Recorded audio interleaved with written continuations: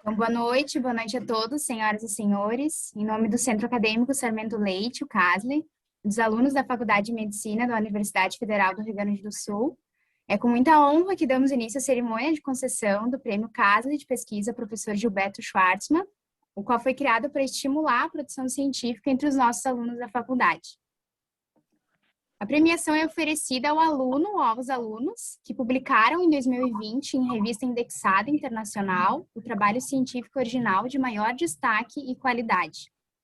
O prêmio tem sua inspiração no nosso professor de oncologia, professor Gilberto Schwartzman, que se aposentou recentemente e que dedicou grande parte da sua vida, da sua trajetória acadêmica, não somente à assistência, mas também ao ensino e à pesquisa médica no nosso hospital, escola, o HCPA, Hospital de Clínicas de Porto Alegre.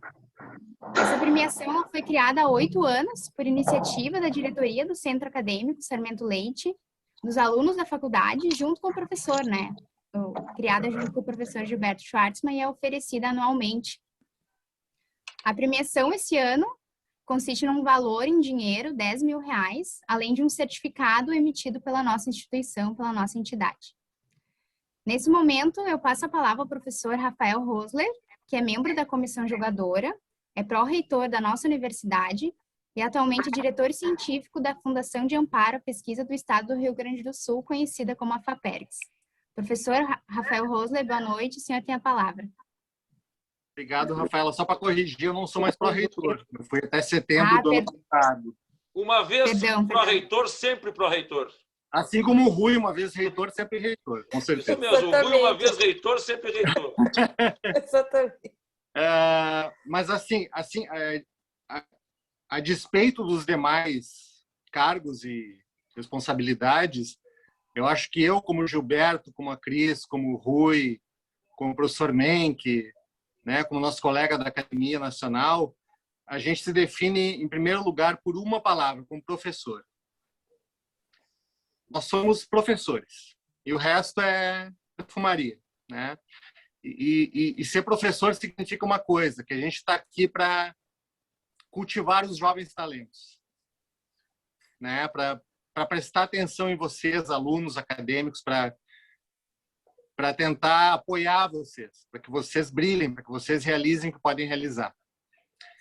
Eu sou professor do curso de Medicina da URGS há 18 anos, fui professor homenageado 2 vezes, então eu conheço essa rapaziada. E quando a gente vê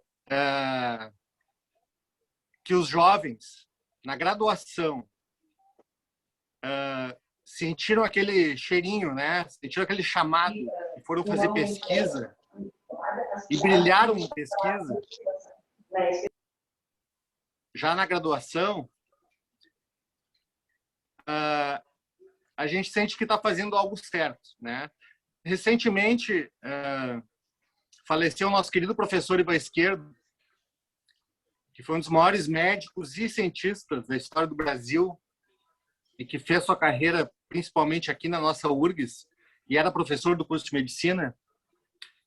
E ele contava uma coisa, o orientado dele, ele contava que na graduação, no início da graduação em Medicina, ele procurou um professor para fazer um estágio em pesquisa em Buenos Aires, na Argentina. Por acaso, esse professor ganhou o prêmio Nobel, era Bernardo Russai, ganhou o Nobel em Medicina. E ele disse que no dia que ele começou, como aluno da medicina, a trabalhar com o Bernardo Russai, ele falava assim: eu mordi a maçã da ciência. E aquilo ali mudou a vida dele e determinou o resto da vida dele. Quer dizer, o aluno de medicina que mordeu a maçã da ciência, ele nunca mais vai ser o mesmo médico. Mesmo que ele não vire um acadêmico, um cientista profissional, ele nunca mais vai ser o mesmo profissional, ele vai ter uma visão a mais. Ele vai ter um olhar a mais. Então, esse é daqueles eventos que, na agenda da semana, a gente fica feliz de participar, porque é só alegria, é só celebração. A gente está celebrando os alunos, alguns deles, dos muitos, que morderam a maçã da ciência no curso de graduação em Medicina da URGS e que se destacaram e brilharam nesse caminho. Eu também quero falar um pouco sobre o patrono desse prêmio de vocês. Eu e o Gilberto somos amigos há muitos anos. O Gilberto foi uma pessoa que abriu para minha carreira, muitas portas decisivas, definitivas. Quando o Gilberto ligou para minha casa um dia, 7 da manhã de um sábado, me convidando para trabalhar com ele, eu era um jovem que tinha voltado pós-doutorado e estava basicamente desempregado. E o laboratório que eu tenho até hoje, o laboratório que o Gilberto abriu as portas para mim ter, junto com ele. E esse patrono de vocês além do maior oncologista da América Latina, reconhecido por várias entidades dessa forma, não é minha opinião, é um médico que mordeu a maçã da ciência e da pesquisa. E vocês têm no Gilberto exemplo de como um professor de medicina e como um médico de sucesso tem um diferencial de ser uma pessoa que entende e que apoia, que valoriza a ciência, desde os níveis mais básicos, e que apoia o ensino da graduação e que apoia a pesquisa na graduação. E uma pessoa com a generosidade que ele tem, o Gilberto distribui todo o sucesso dele, a felicidade que ele tem, que ele conquistou, de várias formas. Uma delas é ter criado esse prêmio, que traz à luz, né, que faz brilhar alguns dos nossos jovens cientistas do curso de graduação.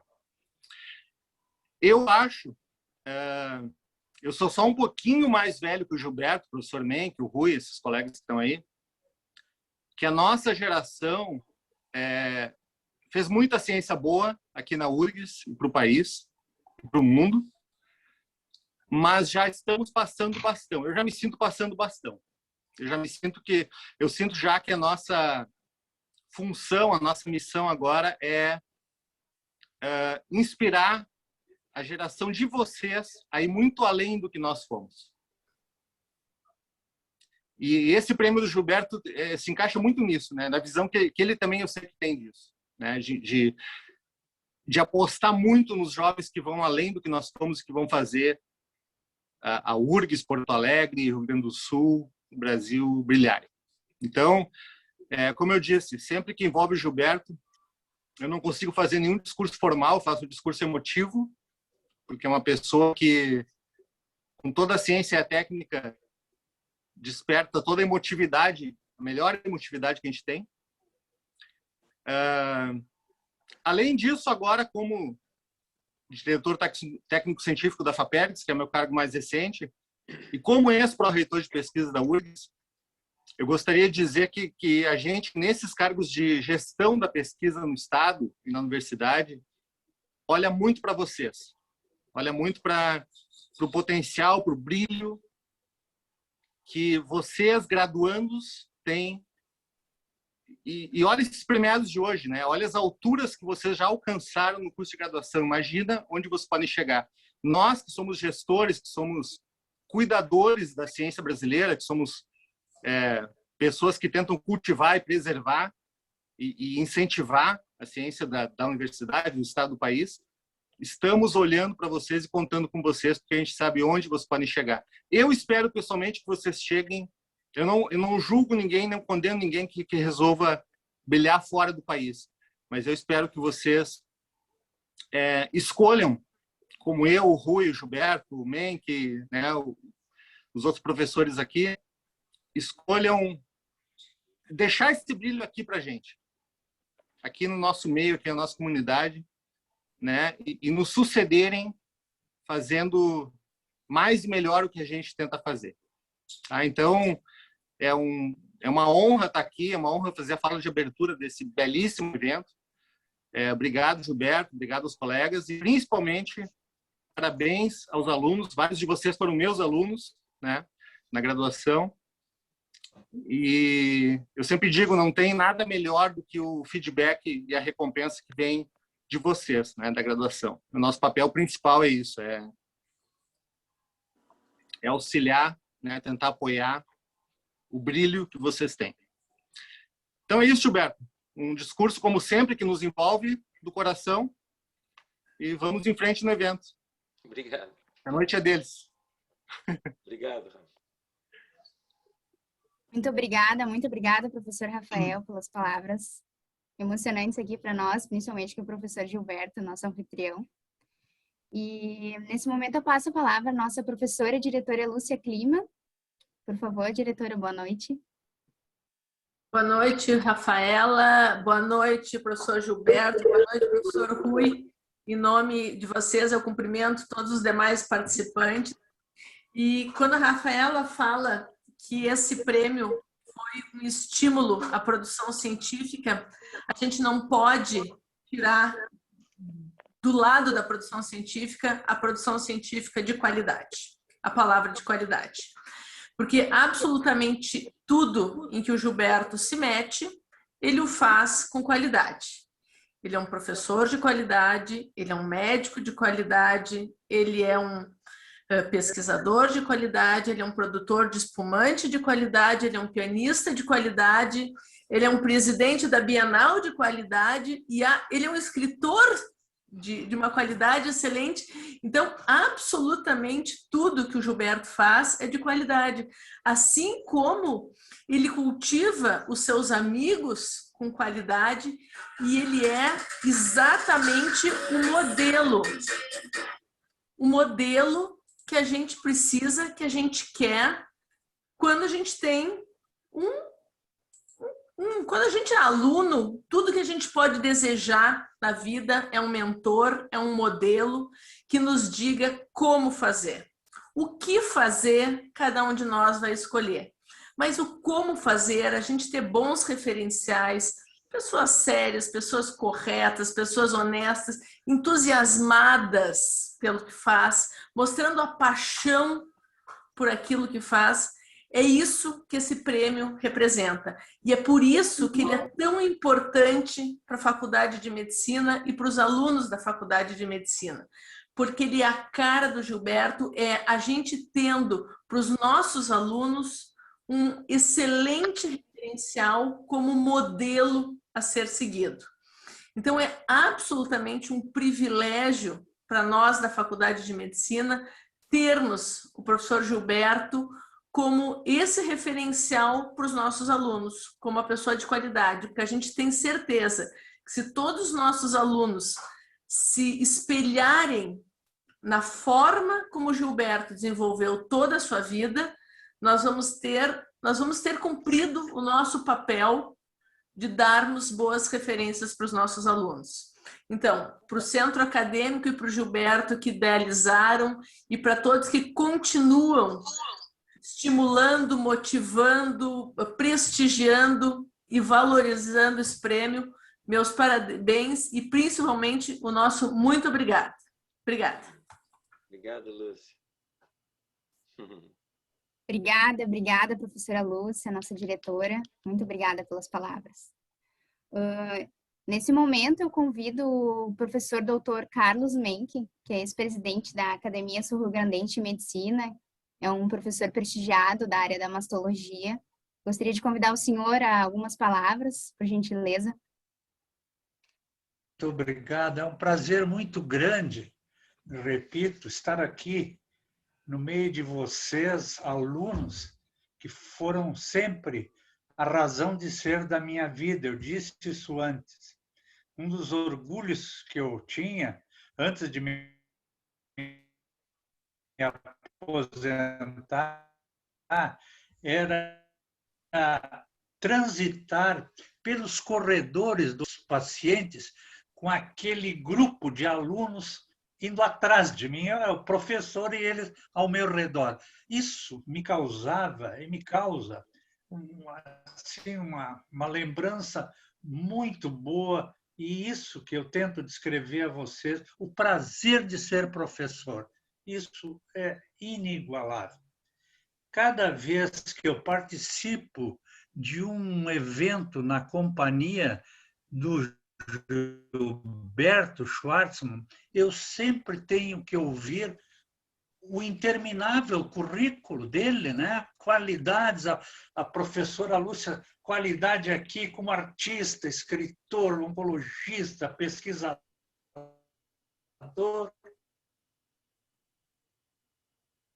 Mas tudo isso, gente, tivesse uma pessoa por trás disso, e ela está aqui presente. é a doutora Leonor Schwartzman, sua esposa, seu suporte de uma vida inteira. Ela nunca pode ser esquecida. A Leonor continua nessa tarefa de conduzir, de apoiar esse nosso querido amigo. Aos alunos premiados hoje, o meu cumprimento e um grande abraço a todos vocês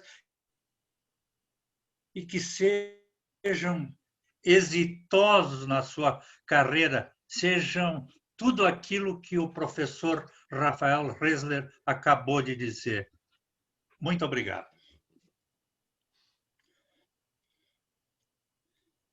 Obrigada, professor Carlos Dr. Menck, pelas palavras. Eu gostaria de dar a palavra para várias pessoas aqui muito importantes para a gente, mas eu não poderia deixar de citar a presença do professor Belfort, professor da Paulista, Unifesp, que está prestigiando, que é atual presidente da Academia Nacional de Medicina. Muito obrigada pela presença. Agradeço também ao professor Dr. Antônio Carlos Sequim, também da Academia Brasileira de Letras. Obrigada pela presença. Agradeço também a presença da professora Cristina Bonorino, que está prestigiando o nosso evento. Muito obrigada. E a vários outros professores, doutores, muito importantes aqui, experientes e que nos inspiram sempre como alunos e como futuros profissionais. Nesse momento, eu convido o professor Mário Evangelista, do Departamento de Pediatria, a fazer o uso da palavra. Só um momento aqui. Agora convido o professor Mário Evangelista, do Departamento de Pediatria, que também integra a comissão julgadora do Prêmio Casa de Pesquisa Professor Gilberto Schwartzman, e o professor Mário Evangelista vai anunciar os vencedores dessa 8ª edição da nossa premiação. Professor Mário, por favor. Boa noite. Eu quero saudar as autoridades aqui presentes, os queridos alunos da Faculdade de Medicina, os colegas, professores, familiares aqui presentes. Esse ano eu tive a honra de ser convidado para anunciar os vencedores do Prêmio de Pesquisa Centro Acadêmico Sarmento Leite, que leva o nome do meu querido amigo, colega, professor Gilberto Schwartz. Esse é o 8º prêmio já de pesquisa do professor Gilberto Schwartz, e nós temos visto a cada ano um incremento de excelentes candidatos a esse prêmio. Cada vez se torna mais difícil que a gente consiga definir um vencedor.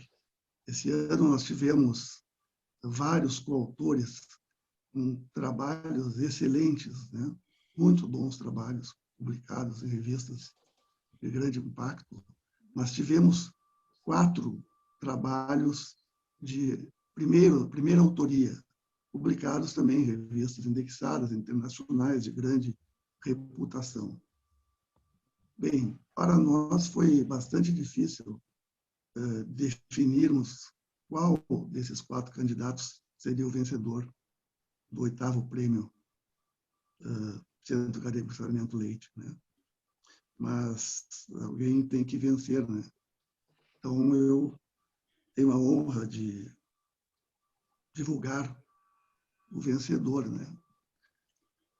Então, sem mais delongas, vamos lá. O vencedor do 8º prêmio Centro Acadêmico Sarmento Leite, professor Gilberto Schwartz,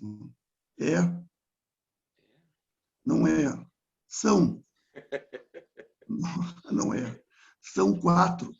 Nós não tivemos coragem de definir um vencedor, tamanha qualidade dos trabalhos. Nós achávamos que a gente, escolhendo A, nós iríamos ser injustos com B, C e D, e vice-versa. E a comissão julgadora resolveu constar o professor Gilberto. E dessa consulta saiu o consenso de que nós deveríamos dividir esse prêmio entre os 4 candidatos que a gente está falando, que tinham artigos de primeira autoria. Então, eu vou ler o nome deles, espero não errar aqui a pronúncia. Os vencedores são Wallace Klein Schwingberg, Júlia Bondar, Luísa Huitco Axelrod e Leonardo Grabinski Botino.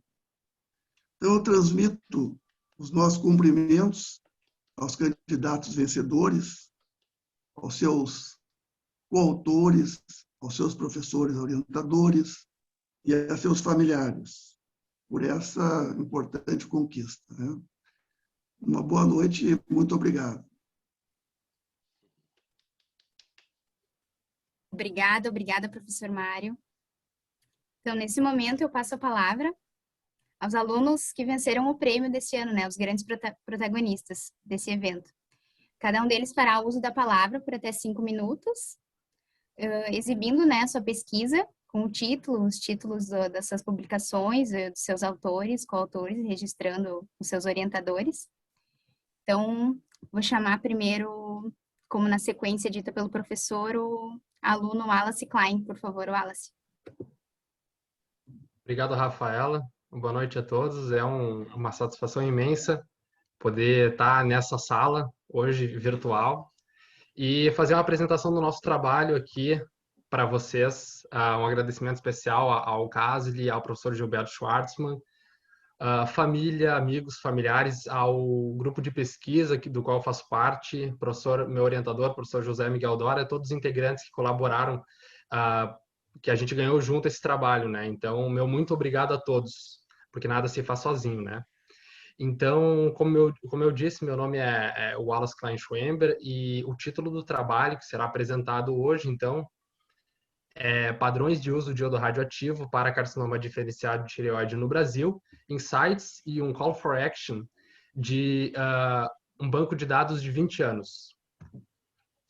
Então, segundo dados do INCA de 2018, no Brasil, o câncer de tireoide corresponde a cerca... Oi. Perdão, por acaso, tu tá conseguindo apresentar ou não? Não, tá certo. Eu esqueci. No momento a gente não tá vendo. E agora? Agora sim. Agora a gente vê. Tá bem. Obrigado, Rafael. Certo. Então, o título do trabalho é Padrões de uso de iodo radioativo para carcinoma diferenciado de tireoide no Brasil, insights e um call for action de um banco de dados de 20 anos. Então, segundo dados do INCA de 2018, no Brasil, o câncer de tireoide corresponde a cerca de 2% de todos os diagnósticos de câncer de localização primária. Dentro dos cânceres de tireoide, o carcinoma diferenciado de tireoide, que compreende o papilar e folicular, ele corresponde a cerca de 95% deles. Diretrizes recentes preconizam que pacientes com carcinoma diferenciado de tireoide sejam submetidos à cirurgia seguida de complementação de estratificação de risco pós-operatório. Com base nessa estratificação de risco, para recorrência ou persistência de doença, poderá ou não haver indicação de terapia com iodo radioativo.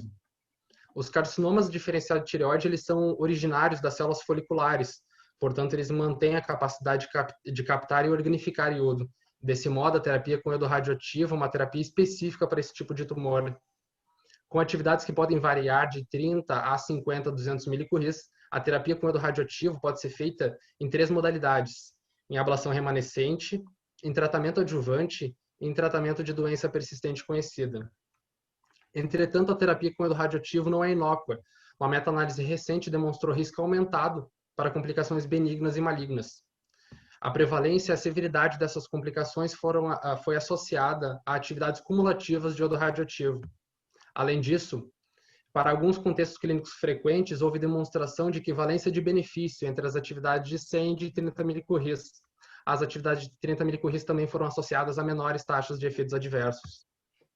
Então, em resumo, o uso de iodo radioativo para carcinoma diferenciado de tireoide, ele tem tido suas indicações restritas a favor de menores atividades com efeitos adversos que se associam às atividades cumulativas de iodo radioativo. Entretanto, a prescrição de iodo radioativo para carcinoma diferenciado de tireoide, ele segue como uma prática bem estabelecida. Nesse sentido, os padrões de uso de iodo radioativo para carcinoma diferenciado de tireoide são desconhecidos. Então, foi justamente esse o objetivo do nosso trabalho: avaliar os padrões de uso de iodo radioativo para carcinoma diferenciado de tireoide em diferentes estados do Brasil nos últimos 20 anos, Então, nós conduzimos um estudo retrospectivo entre os anos de 2000 e 2018, com dados extraídos de bancos de dados nacionais.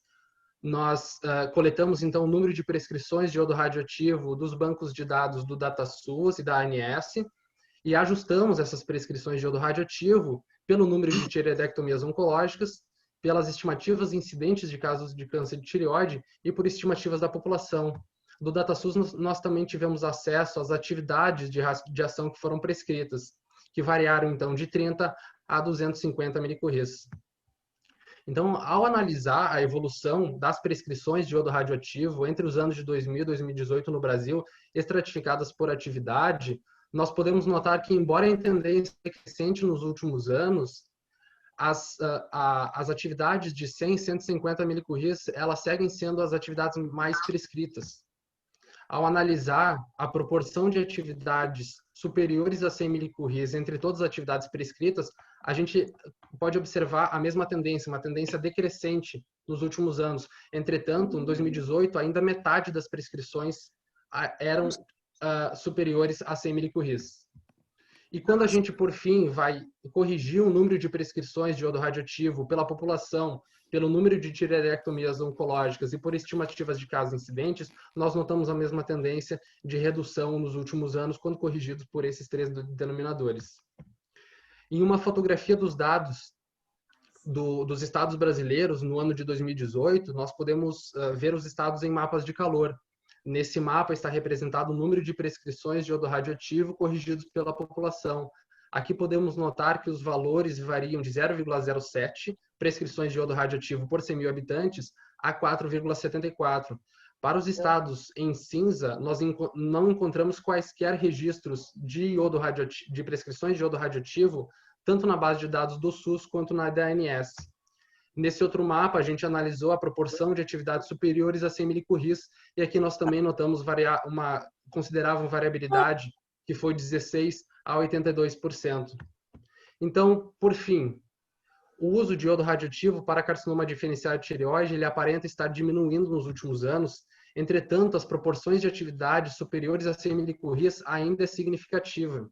Nosso estudo também documentou uma alta variabilidade interestadual, que pode ser explicada em parte pelas disparidades de cobertura dos planos de saúde, tanto público quanto privado. Em se tratando das limitações, o nosso estudo foi feito com base de dados ecológicas, baseado em bases de dados ecológicos. Entretanto, essas são as melhores bases de dados disponíveis e os dados são auditados por autoridades competentes. Outra ressalva é que as métricas propostas pelo nosso trabalho são novas, o que limitam, então, a comparação com outros cenários de outros países. Muito obrigado a todos pela atenção e tenham todos uma boa noite de evento. Excelente. Bom. Muito obrigada, Wallace, pela apresentação. Eu convido agora a outra vencedora, Júlia, a fazer a sua apresentação, por favor. O prêmio Schwartzman. O aluno do Miguel ganhou. Quem é que vai falar agora?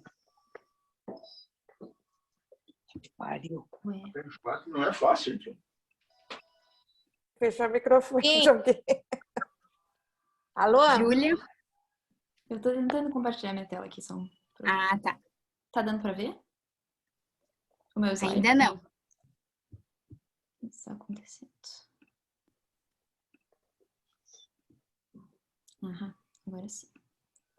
Agora sim, agora a gente vê, Júlia. Tá ótimo.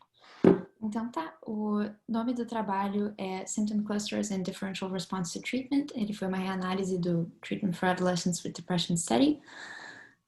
E antes de explicar para vocês exatamente o que a gente fez nesse paper, eu queria apresentar todo mundo a dois pacientes, a Maria e o João. Os dois têm depressão.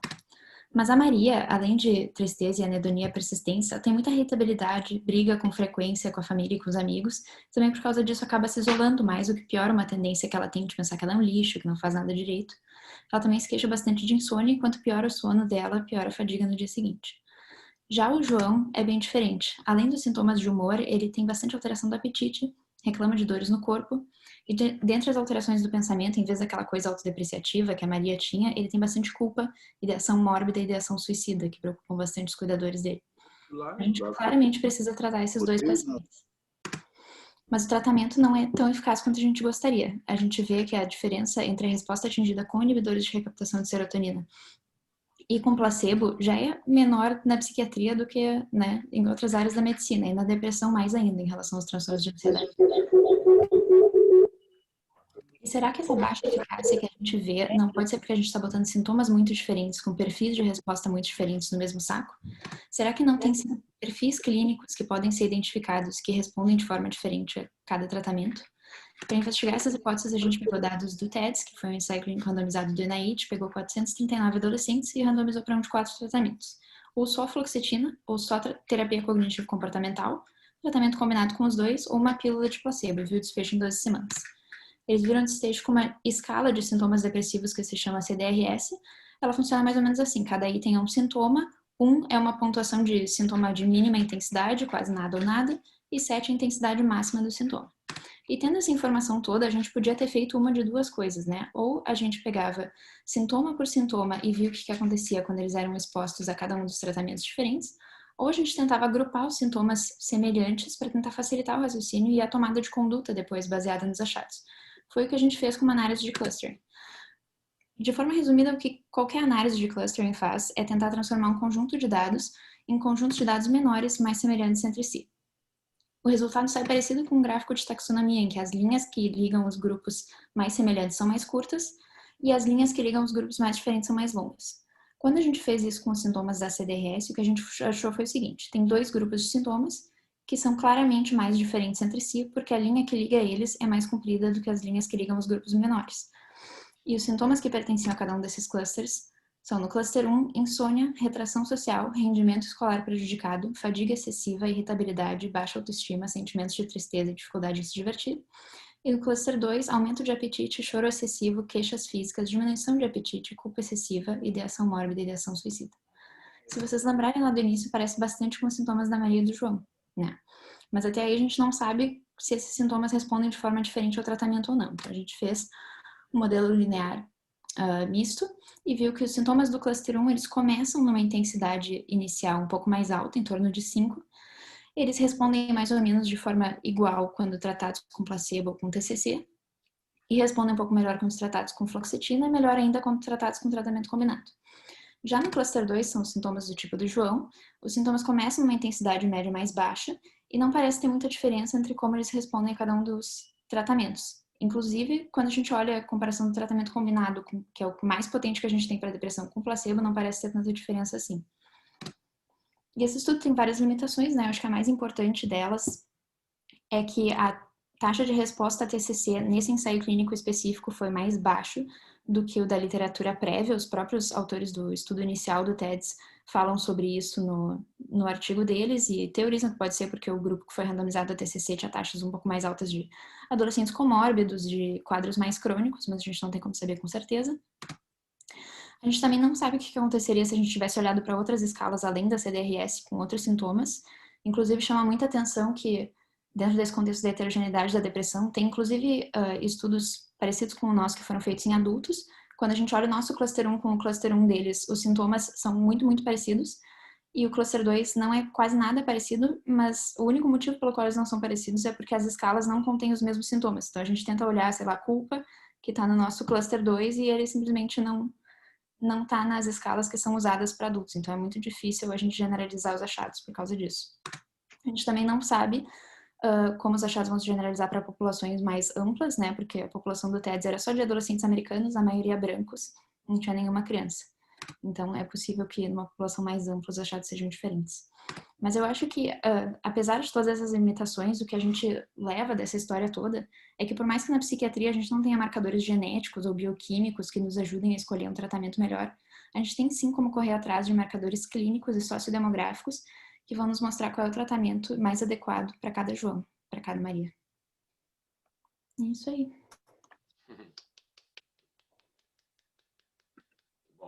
Muito obrigada, Júlia. Muito obrigada mesmo. E agora eu gostaria de convidar outra vencedora, Luísa, por favor, a fazer a sua apresentação. Boa noite a todos, é uma honra estar aqui hoje. Deixa eu botar aqui a apresentação. Tá dando para ver a tela? Sim. Não, ainda não. Oi? Ainda não. Luiz. Não foi? Não. Tá, deixa eu tentar de novo. Vai de novo.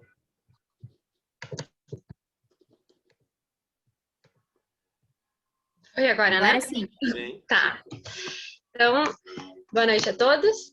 O trabalho que eu vou apresentar hoje é sobre scores de associação de neuroimagem, que são medidas que a gente criou baseadas em estruturas cerebrais para tentar predizer a psicopatologia. Então, tentar achar biomarcadores que consigam predizer sintomas psiquiátricos é talvez um dos maiores problemas hoje da psiquiatria. E apesar de a gente ter inúmeros estudos que mostraram associações de diversas estruturas cerebrais com doenças mentais, todos esses estudos acharam associações muito pequenas e que na prática não são clinicamente relevantes. Então, a ideia do nosso estudo foi tentar ver será que a gente combinar todas essas pequenas associações que esses estudos acharam em um único score, será que assim a gente consegue melhorar essa predição de sintomas? Então, para a gente fazer isso, a gente usou 3 amostras de crianças e adolescentes. A principal foi uma brasileira, com crianças de 6 a 14 anos, com cerca de 700 participantes. E a gente replicou os achados também em 2 amostras internacionais, o Imagen, que tem 1.600 participantes, e o Healthy Brain Network, que tem 843 participantes. Então, para a gente investigar isso, a gente criou um score de associação de neuroimagem, que é muito parecido com o score de risco poligênico que se usa na genética. Então, a gente pegou dados de estudos prévios que compararam o cérebro de pessoas com alguma doença mental e sem uma doença mental e viram quais estruturas eram diferentes. Isso, claro, para dezenas de milhares de pessoas. Então, a gente pegou os dados desse estudo e tentou aplicar na nossa amostra. Eu vou dar o exemplo da esquizofrenia aqui, usando dados de área cortical, mas, na verdade, isso serve para qualquer um dos scores que a gente criou. Então, aqui nessa primeira linha de cérebros, a gente pode ver várias estruturas pintadas de azul.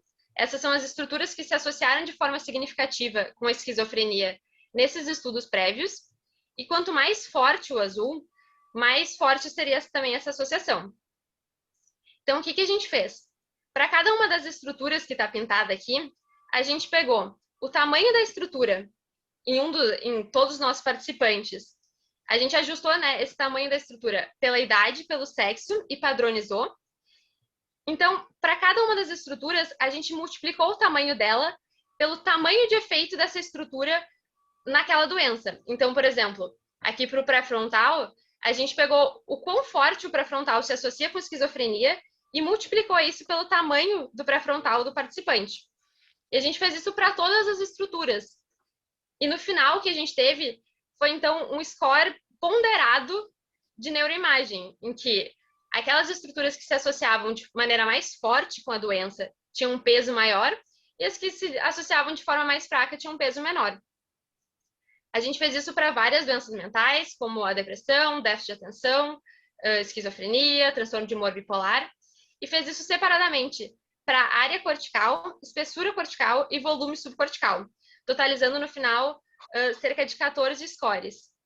E depois a gente analisou como é que esses scores, quais eram as propriedades deles, e se eles conseguiam predizer tanto sintomas psiquiátricos gerais, quanto sintomas específicos, e cognição. Então, muito resumidamente, o que a gente achou foi que esse score de associação de neuroimagem, o NAS, aqueles scores que a gente calculou usando dados de área cortical, eles tinham melhores propriedades quando comparados a scores de espessura cortical e volume subcortical, e eles conseguiam predizer sintomas de psicopatologia geral melhor do que sintomas de psicopatologia específica. E se a gente comparar o score, né, que então agrega todas essas estruturas que se associam com alguma doença mental, em comparação a usar uma única estrutura, a gente viu que isso aumenta a replicabilidade, ou seja, em vez de se associar só com uma das amostras, como no caso usando unicamente a estrutura, eles passavam a se associar em todas as amostras que a gente testou. Isso é muito importante porque mostra a consistência do achado. Mas o que nos surpreendeu foi que, mesmo a gente agregando todas as estruturas cerebrais que estão associadas com uma doença, a gente não teve uma melhora do tamanho de efeito. Então, a variância explicada, né, o quanto daquela doença se dá por alterações no cérebro, seguia sendo muito baixa, de 1 a 3%, o que segue, né, sem ter uma relevância clínica. A gente fez também algumas análises para tentar ver se teria alguma associação causal. A gente poderia dizer que vem primeiro, né, se são as alterações no cérebro ou as alterações de sintomas, mas a gente não achou nenhuma evidência de causalidade. Então, muito resumidamente, o que a gente viu foi que esses scores, agregando todas as áreas corticais associadas com algumas doenças, eles melhoram a replicabilidade dos achados, ou seja, dão mais consistência, mas ainda assim a gente não tem tamanho de efeito suficiente para ter algum tipo de utilidade clínica. Então, a gente precisa de mais estudos para talvez aplicar esse método em outras populações ou fazer algumas mudanças metodológicas para a gente seguir buscando biomarcadores para doenças mentais. Então, era isso. Muito obrigada.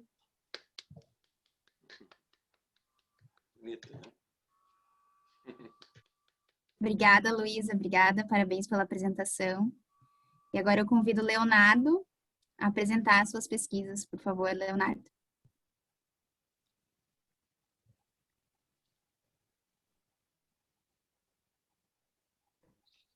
Conseguem ver a tela? Sim. Estamos vendo, sim. Perfeito. Então tá. Boa noite a todos. Eu me chamo Leonardo Grabinski Bottino, sou graduando em Medicina no 12º semestre. É novamente uma honra estar aqui recebendo esse prêmio organizado pelo Centro Acadêmico e organizado pelo professor Gilberto. Agradeço novamente pela organização desse prêmio. Parabenizo os meus colegas também, tá? Muito parabéns pelos trabalhos, grandes trabalhos, e também aos outros colegas que se inscreveram, mas acabaram não sendo premiados. E também é uma grande honra estar na presença de tantos professores, tantos colegas qualificados. Então, sobre a minha experiência de publicar, assim, brevemente, novamente, né, eu já havia falado isso ano passado, mas que desde o início da faculdade eu sempre tive um interesse bem grande, já entrei com uma vontade de fazer iniciação científica, pesquisar, e desde o segundo semestre eu comecei a fazer pesquisa, comecei a me interessar pelo assunto. E eu penso que a pesquisa, a iniciação científica, o que for, elas contribuem não só na construção do conhecimento científico, mas também como no raciocínio clínico, em como nós vamos ser profissionais de saúde posteriormente. Até eu acho que alguns professores haviam comentado isso. Não só mesmo que não sejamos professores ou pesquisadores, na profissão, sendo médico, sendo profissional de saúde, ter conhecimentos de pesquisa auxilia em tomada de decisões. Então, sobre os artigos publicados propriamente em 2020, então, esse é um dos primeiros artigos, tá? Foi publicado, ele se chama A Função dos Bloqueadores de Receptor de Angiotensina no Manejo do Risco Cardiovascular. Foi publicado, então, em 2020, no Expert Review of Cardiovascular Therapy, publicado por mim e pelo professor Flávio Dani Fuchs.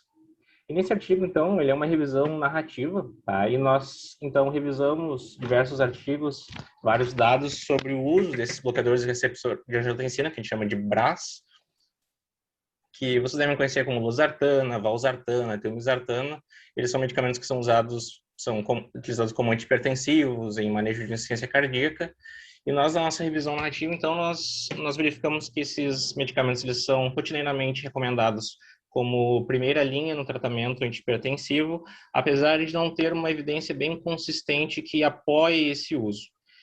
E nos diversos estudos que revisamos, nós verificamos que os bloqueadores de receptor de angiotensina, eles não são superiores a placebo na prevenção de mortalidade por todas as causas e eventos cardiovasculares em diversos ensaios clínicos, em revisões sistemáticas com meta-análise e também com um grande número de pacientes. E, na nossa opinião, os medicamentos que deveriam ser utilizados como primeira linha no manejo antihipertensivo seriam os diuréticos. São medicamentos bem antigos, que já são bem consagrados no manejo de hipertensão, e esses medicamentos, os BRAS, que são medicamentos um pouco mais novos, eles nunca foram diretamente comparados com os diuréticos, tá? E até trago essa figura do estudo ALHET, que é um estudo bem clássico de manejo de hipertensão. Se vocês forem verificar, os diuréticos eles são superiores a todas as classes de medicamentos ali, exceto os IECAs, chamados beta-bloqueadores, bloqueadores de canal de cálcio. E vocês podem ver nessa coluna de ARB, eles nunca foram comparados diretamente com diuréticos. E, na nossa opinião, então, sendo os diuréticos considerados de primeira linha no manejo de hipertensão, os bloqueadores de receptor de angiotensina não deveriam ser utilizados como primeira linha terapêutica. Eles poderiam ser segunda, terceira linha e principalmente como alternativas à IECA. Esse outro artigo, na verdade, ele é uma resposta a uma carta que foi enviada sobre esse artigo que comentei anteriormente. Alguns autores eles enviaram essa carta discutindo um pouco esses dados e também trazendo a questão do Covid-19. Tá? Então, foi bem eles enviaram isso bem ali no início da pandemia, era um assunto que estava bem em alta. Não sei se vocês lembram, mas mais para o ano passado surgiram alguns dados, algumas informações mais mecanísticas, assim, fisiopatológicas, de que o SARS-CoV, o vírus do Covid, ele entraria ali relacionado com a própria ECA, com a enzima conversora de angiotensina, e que os IECAs e os bloqueadores de receptor de angiotensina poderiam ter alguma influência em aumentar o risco de complicações relacionadas ao Covid. Então, eles trazem esse assunto sobre os bloqueadores de receptor de angiotensina, mas, enfim, essa hipótese conceitual já foi abordada por diversos estudos. Os estudos até randomizaram pacientes para continuar ou descontinuar IECAs, BRAs, pacientes com Covid, e não demonstraram que os IECAs ou os BRAs aumentassem o risco de complicações do Covid-19. Então, foi só uma resposta a uma carta que nos foi enviada. E outro artigo publicado também em 2020, esse, então, se chama Questionários Validados para o Português Brasileiro relacionados a diabetes, especificamente, uma revisão sistemática, publicado por mim, Leonardo Gamisco Bottino, a Mariana Madaloso, que é uma nutricionista da URGS, Sheila Garcia, também uma endocrinologista, e as professoras Beatriz Chan e Gabriela Teló. Uma revisão sistemática. Gostaria de destacar isso brevemente. Esse artigo, então, foi recebido em 1º de julho de 2018, aceito em 8 de abril de 2019 e publicado só em 2020. Então, às vezes, publicar os artigos é bem demorado, é custoso e é uma burocracia, mas, enfim, acaba valendo a pena. Então, nessa revisão sistemática, nós identificamos cerca de 2.200 estudos numa revisão ampla de literatura. Depois de removidas duplicadas, foram analisados em títulos e resumos 2.083 artigos, sendo 42, então, analisados com texto completo e 26 incluídos na análise qualitativa completa. Como é uma revisão sistemática, vocês podem ver que ela é um pouco diferente, uma revisão sistemática relacionada a questionários. Ela não tem uma medida de efeito, então, por exemplo, não tem um risco relativo, uma redução de porcentagem, ela é de questionários. Então, ela é uma revisão sistemática sem meta-análise, tá? É só a revisão ampla da literatura com método, para, digamos, não deixar que nenhum artigo escape. Podemos pegar todos esses questionários relacionados à diabetes da literatura. Então, nós compilamos esses questionários, fizemos grandes tabelas, e esses questionários, então, de diabetes, nós analisamos eles relacionados ao tópico, à área de interesse, se ele era de adesão ao tratamento, qualidade de vida, enfim, coisas, esses tópicos, os autores, qual o nome do instrumento, qual o nome do instrumento em português, em inglês, se ele era para a população de diabetes tipo 1, tipo 2, quantos itens, domínios, tempo de aplicação, alfa de Cronbach, que é uma medida de confiabilidade desses questionários. Quanto maior esse alfa de Cronbach, maior a confiabilidade interna dele, e se eles eram acessíveis online ou não. Então, nós criamos algumas tabelas desses questionários. Aqui eu trouxe uma de adesão para exemplificar, uma de qualidade de vida, e cada tópico, então, nós compilamos esses questionários. O objetivo era, digamos, compilar e facilitar. Se algum pesquisador quiser utilizar algum pesquisador brasileiro quiser utilizar questionários de qualidade de vida em estudos de diabetes, tem nosso artigo, ele facilita essa busca. Então, nós também temos acesso a esses questionários, caso até alguém de vocês precise de algum auxílio relacionado a esses questionários, ficamos à disposição também sempre, tá? Basicamente é isso, esses foram os artigos publicados em 2020.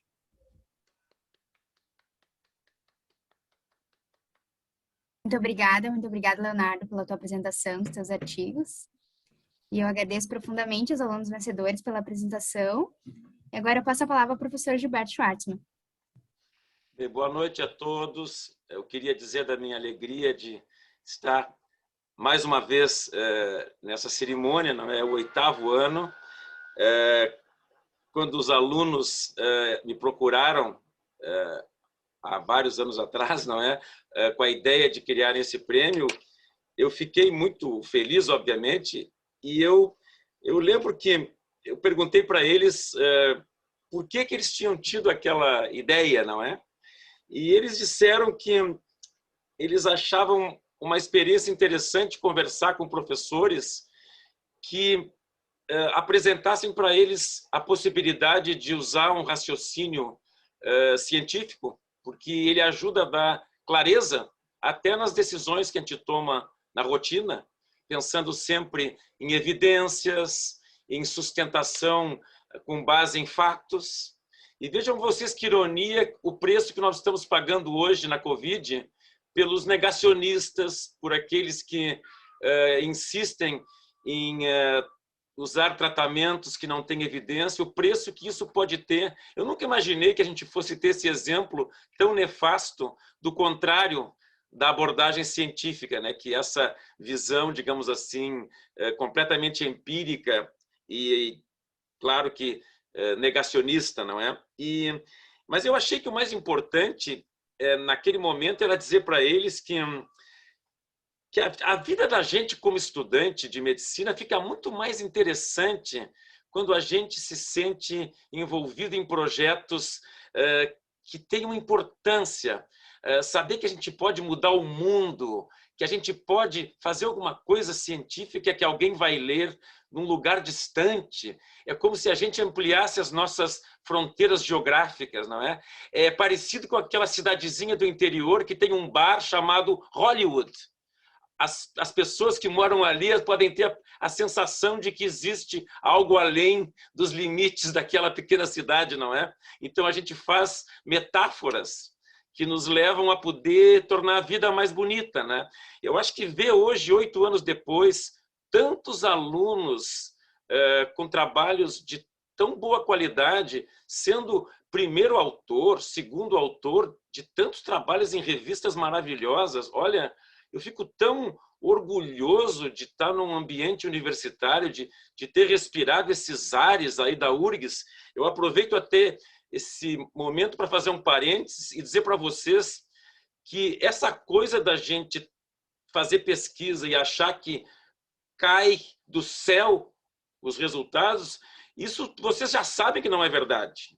Tem sempre muito trabalho por trás dessa sorte que alguns que não fazem pesquisa ou não trabalham muito dizem desses que trabalham, não é? Sabe que quando eu fui para a Inglaterra, bem mocinho, eu me lembro que no primeiro mês me botaram num laboratório para fazer pesquisa e de pipetar. Eu não sabia nada de células. Eu tinha terminado a residência de medicina interna, ia fazer oncologia. E aí eu fiquei desesperado porque eu não conseguia acertar aquelas pipetagens desgraçadas que eu não dava certo nunca. E uma moça do laboratório disse para mim assim: olha, Gilberto, eu não sei não, talvez te mandem embora, hein, se tu não apresentar resultados nos próximos 2 meses. Eu fiquei tão desesperado, imaginando, porque tinham feito uma festa linda de despedida para mim no Clínicas. Eu fiquei pensando em voltar 2 meses depois, a vergonha que eu iria passar. Aí eu disse para a Leonor que eu tinha combinado com o porteiro do hospital, do Middlesex, na Universidade de Londres, que eu ia sábado de manhã para lá e não ia sair até de noite. E ele me combinou, ele topou. Aí eu entrei sábado de manhã e fiquei todo dia pipetando e não andava, eu não conseguia fazer, eu nunca tinha tido essa exposição anterior. E aí eu falei para a Leonor, eu telefonei e disse: olha, eu vou ficar aqui. Ela disse: mas tu tá louco, tu vai ficar aí? E eu fiquei toda a noite. Eu fiquei de sábado de manhã até o domingo de manhã cedo. Só que eram umas 8h30 da manhã do domingo e eu estava bem no fundo do laboratório, eu ouvi um barulho e pensei: meu Deus, será que tem alguém da segurança que vai me tirar daqui? E a porta se abre e acendem-se as luzes e era a minha chefe com 4 japoneses. Eu já contei essa história 10 vezes, vocês me perdoem quem já ouviu. E ela entrou e foi acendendo as luzes e eu fiquei com medo lá no meu cantinho, lá no fim do laboratório enorme. E aí, quando chegou bem pertinho de mim, eu dei good morning, Professor Spittle. Me lembro que eu disse para ela. E ela olhou para os japoneses e disse assim: vocês estão vendo por que nós somos famosos? Os meus estagiários passam o fim de semana trabalhando, noite e dia. E aí começaram a me ajudar muito mais. Então, como dizia o Einstein, sempre que disseram que ele teve sorte, ele tinha trabalhado muito ao mesmo tempo. Então, o resultado que nós vimos hoje é o resultado do trabalho dessas pessoas. É um trabalho que é um dia a dia, pesquisa demora, tem que ter humildade, tem que ter tolerância à frustração. Que lição bonita para a vida da gente aprender a ter tolerância à frustração, porque a gente vai tomar muitas rasteiras na vida. Então a gente tem que... Isso vale não só na profissão, na vida pessoal, nas vidas de relações. Então essa cultura de se dedicar, de levar a sério o que se faz, eu acho que é uma coisa preciosa. Eu queria então agradecer da maneira mais justa que eu puder agora. Eu vou usar um critério. Eu quero agradecer ao meu querido reitor Rui Oppermann, que está aqui, a minha querida vice-reitora Jane Tutiquian, que também está aqui, não é? A reitoria atual, mas a eles, que foram os meus reitores até recentemente. Eu quero agradecer ao nosso pró-reitor e atual diretor científico da FAPERGS, o Rafael Wesley. Para mim, o Rafa... Eu e o Rafa trabalhamos muito tempo juntos, nós publicamos muita coisa juntos.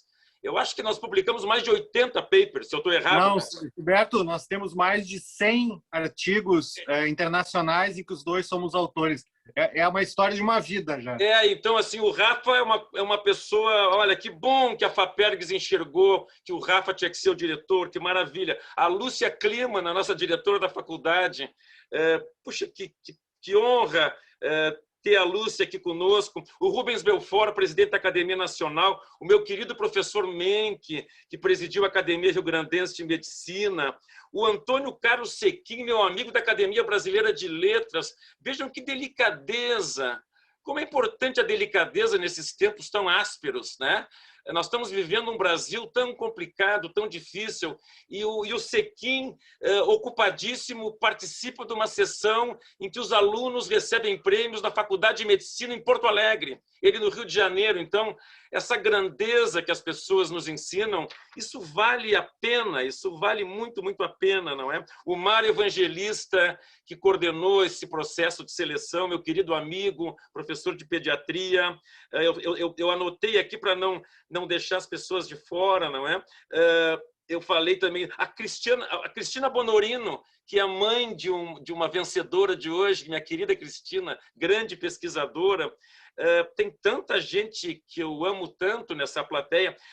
Eu estou olhando o rostinho, sabe de quem? Vocês não sabem o que está acontecendo dentro do meu coração agora. A Júlia, que é minha pacientinha querida, que nós conversamos há pouco, ela perguntou onde é que eu ia agora com tanta pressa. Eu disse que era uma premiação dos alunos. Ela disse, eu quero ver. Então, a querida Júlia está também aqui conosco. Então, eu fico muito honrado com essa noite tão bonita. Eu lamento se eu talvez tenha esquecido alguém, o professor Dora, que é orientador aí de um dos trabalhos, meus parabéns também. Eu acho que isso é uma coisa bonita que a gente está fazendo. O professor Flávio Fux, hein? Outro mestre que está aí. Onde é que ele está aí, o Fux? O não está aí, Brasília, mas que está aí também, eu estou vendo o rostinho dele. No trabalho. Então, são pessoas que eu tenho um respeito e um carinho muito grande. Eu acho que nós temos que tentar colocar na mente das pessoas que nós somos muito competentes. Eu vou só contar rapidamente para vocês. Tem um residente que agora terminou a residência há pouco, nosso, o Gustavo Gosling. O Gustavo começou a trabalhar conosco agora na oncologia e foi meu residente do Clínicas. Pois eu consegui um estágio para o Gustavo na Europa e ele, quando estava naquele estágio, reitor Rui, olha só, ele resolveu fazer por conta própria a prova de especialista europeia. Tinha mais de 500 oncologistas, especialistas em oncologia, já com a residência completa. E vários anos de formado à média, porque é o título de especialista. E ele tirou o primeiro lugar. O primeiro lugar. Se eu fosse fazer um time de futebol de campo, como se diz, com 11 jogadores titulares, se eu pegar os meus ex-residentes e meus alunos que estão no exterior dirigindo serviços, eu tenho um time titular de 11 jogadores. e tenho 11 reservas, se eu quiser. Então, Gilberto. nós somos muito competentes. Nós somos Gilberto. uma linhagem de pessoas maravilhosas que tem tudo para ter realização aqui e onde estiverem. Tá? Claro que o Rafael salientou que o Brasil não pode perder esse capital intelectual que são as pessoas, não é? Mas é bom saber que nós, em ambientes mais, digamos, de mais desafio, de mais concorrência, nós não saímos perdendo, Lúcia. Os nossos alunos formados aqui na faculdade são maravilhosos. Então, eu só posso agradecer, eu torço que a gente continue com essa vitalidade e que cada vez tenha mais inscritos para esse prêmio. Esse ano foi muito maior que os anos anteriores, nós tivemos vários primeiros autores, isso é maravilhoso. Então, olha, pessoal, eu só posso dizer que eu tenho muito orgulho de participar dessa sessão e eu espero participar de muitas outras no futuro. Um beijo para todos, que ninguém pegue Covid, que respeitem todas as instruções de segurança e tentem fazer como as universidades fazem. Quando não tinha universidade, as pessoas tinham que estudar com uma pessoa só em algum lugar. Vocês imaginem o azar da gente se envolver com um maluco. Quando tem universidade, a gente tem várias pessoas com quem a gente convive. A gente vai provando os vários sabores. Esse eu quero, esse eu não quero. Aquele eu quero imitar, aquele eu não quero imitar. E junto com a nossa própria identidade, a gente cria esse indivíduo novo, que é o resultado de tudo isso. Então, a universidade permite essa troca, essa multiplicidade de experiências. Então, olha, Rui, viva a universidade! Um abraço para vocês. Até a próxima. Eu ia acrescentar Gustavo Gosling, aluno da Medicina TM 2014-2. Tive a honra de dar aula de farmacologia do câncer para ele. E como grande parte dos grandes cientistas, um grande músico, teu colega tecladista. Olha aí, ó, que maravilha. Olha, eu parabenizo então os vencedores. Olha, eu achei que tinha que dar para os 4. Eles vieram me perguntar o que eu achava. Vocês ouviram o professor Evangelista falar. E eu disse, olha, isso não é uma coisa que eu me lembre criada para estimular uma competição pura e simples. Nós não estamos interessados num vencedor. Nós estamos interessados em pessoas com autoestima elevada.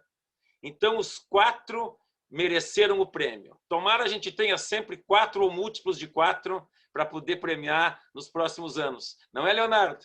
Um abraço para vocês. Muito boa noite. Devolvo a palavra à minha querida Rafaela do Casel.